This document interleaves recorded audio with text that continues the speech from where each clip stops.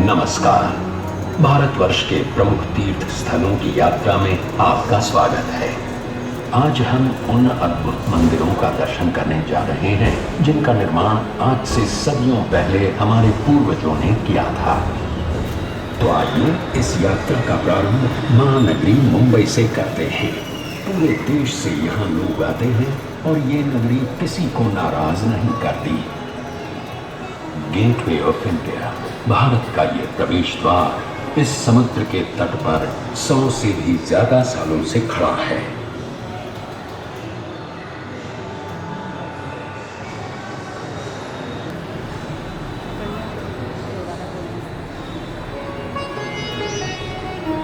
यहाँ के जो प्रमुख मंदिर हैं उनमें से एक है श्री गणेश जी का श्री सिद्धि विनायक मंदिर। तो पहले दर्शन करते हैं श्री गणेश जी के और दर्शन करने के साथ ही साथ ले लेते हैं गणपति बाप्पा का आशीर्वाद भी। इस मंदिर का निर्माण श्रीमती देवबाई पाटिल ने 16 नवंबर सन 1801 में करवाया था। ये मंदिर और ये देवता यहाँ आने वाले किसी भी श्रद्धालु को निराश नहीं करते और सबकी मनोकामना पूरी करते हैं।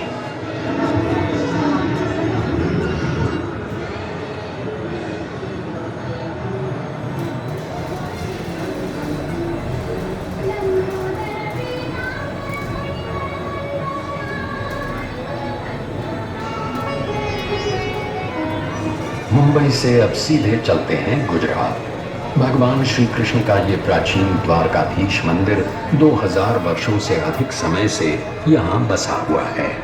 मान्यता ये है कि द्वारका नगरी में भगवान श्री कृष्ण का निवास ठीक इसी स्थान पर हुआ करता था। गोमती नदी के किनारे बसे इस मंदिर के 2 द्वार हैं, मोक्ष द्वार और स्वर्ग द्वार। 4 धामों में से एक है ये द्वारकाधीश मंदिर। हर साल यहाँ कृष्ण जन्म का उत्सव बड़े धूमधाम से मनाया जाता है।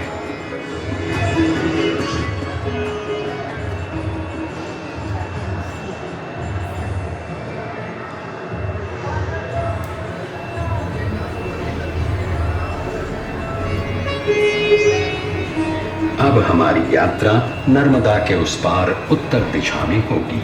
हम वाराणसी नगरी से होते हुए दर्शन करने जाएंगे 4 धामों में से एक और धाम श्री केदारनाथ जी के।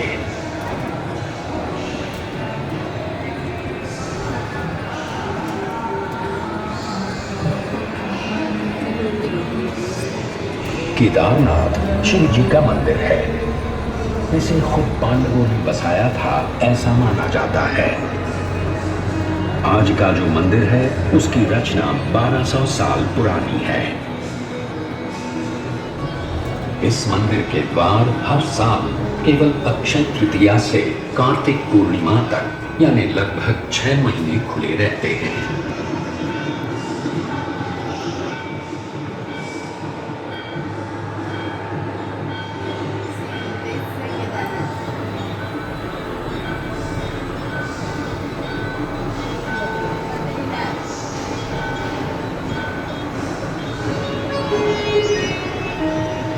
हिमालय के गढ़वाल क्षेत्र की पहाड़ियों में बसा बद्रीनाथ जी का मंदिर भी लगभग 3000 वर्ष पुराना है।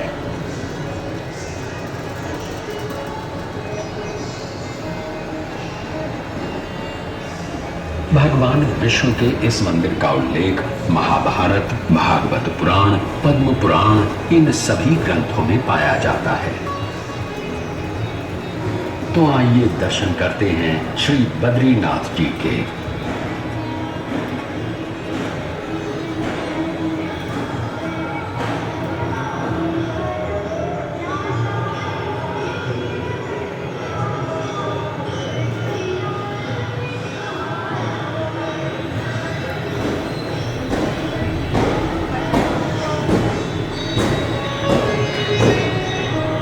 सदियों से लाखों करोड़ों लोग आषाढ़ी एकादशी के दिन भगवान विट्ठल के दर्शन के लिए महाराष्ट्र के पंढरपुर पहुंचते हैं।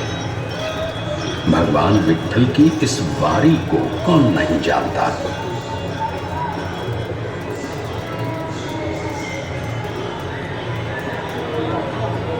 800 साल पुराना ये मंदिर भक्त पुंडलिक की भक्ति का प्रमाण भी है और महाराष्ट्र की संत परंपरा का आधार भी।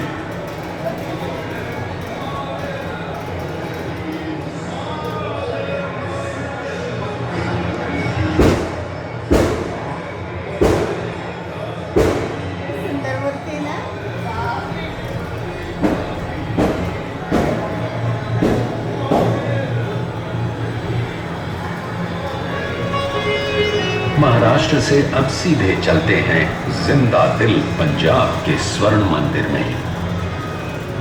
सिखों के चौथे गुरु श्री गुरु रामदास जी ने ये मंदिर 1577 में बनवाया था और 18वीं सदी में महाराजा रणजीत सिंह जी ने 750 किलो स्वर्ण अर्पण करके दरबार साहिब को सोने से सजाया था। ये अकाल तख्त है और ये है गुरु ग्रंथ साहिब। वाहे गुरु जी दा खालसा, वाहे गुरु जी दी फतेह, जो बोले सो निहाल, सत श्री अकाल।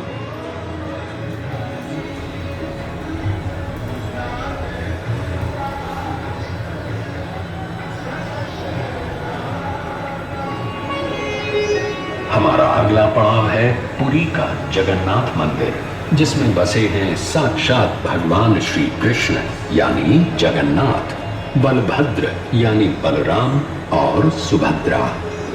भगवान जगन्नाथ का ये मंदिर सुप्रसिद्ध 4 धामों में से एक है और 4 धाम की यात्रा की शुरुआत भी यहीं से की जाती है। सन 1174 में कलिंग देश के राजा अनंत वर्मा ने इस मंदिर का निर्माण करवाया था और तब से भगवान जगन्नाथ की रथ यात्रा पूरे विश्व में विख्यात है।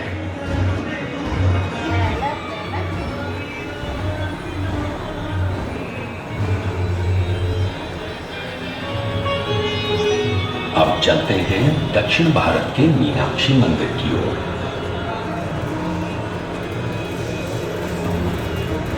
मीनाक्षी जो देवी पार्वती का रूप है, उनके मंदिर का ये 1000 स्तंभों का दालान है।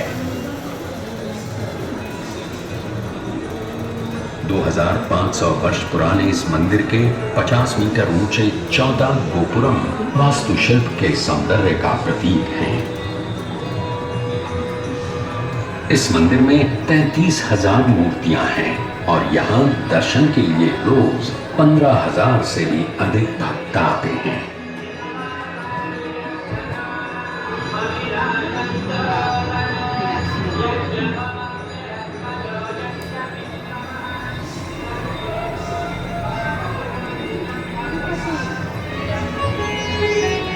आंध्र प्रदेश के चित्तूर की ये पहाड़ियां हमें पहुंचाएंगी भारत के सबसे प्रसिद्ध मंदिर तिरुपति बालाजी के दर्शन के लिए।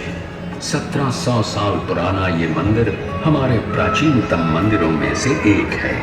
इस मंदिर में संस्कृत, तेलुगु, तमिल और कन्नड़ भाषाओं में इतिहास बताने वाले 640 शिलालेख हैं और 70,000 से भी अधिक भक्त यहाँ प्रतिदिन श्री बालाजी का दर्शन करने आते हैं। तो आइए हम भी श्री बालाजी के दर्शन करके उनका आशीर्वाद प्राप्त करते हैं।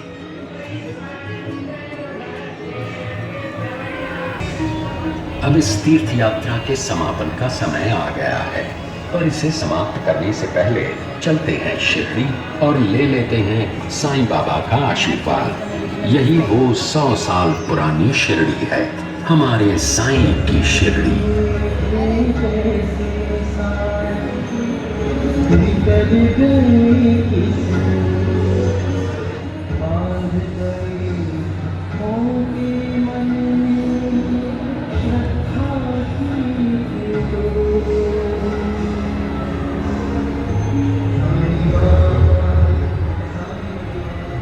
तो अब अनुमति दें, साईं बाबा के आशीर्वाद के साथ इस तीर्थ यात्रा का समापन करते हैं।